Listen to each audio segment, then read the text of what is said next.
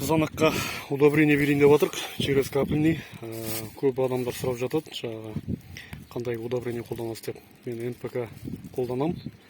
Бұл жерде азот, фосфор, калий, тағы да басқа да элементтер бар. Құрамында осындай құмшекер сияқты болады. Енді әр фирма әртүрлі цветпен шығарады түсі. Мынандай 1 тонналық бөшкеге 1 тонна суға 2 килограммнан қосамыз. Бұл өзінің нормасы. Осыны мынандай бір шелекке араластырып аламыз. Сөйтіп, жақсылап араластырып алып, ана еврокубқа құятын боламыз.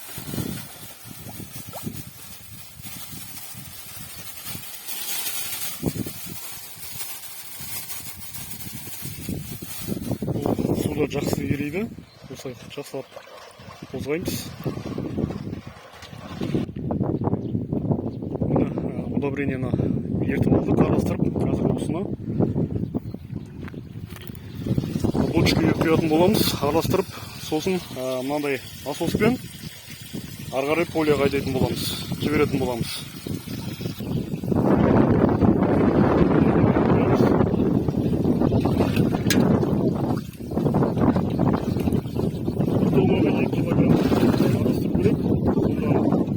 Жақсы действие береді. Формасы да сондай. Бөлшектігі байланысты, бөлшектер кішілеу болса, жарым жылға берілетін болады. Осындай көппен, араластырып жасап, көппен осындай. Осындай насоспен ары қарай осы бочкадан суды тартып, удобрениені. Құдығымыз бұл жерде алюминий ракета тұр.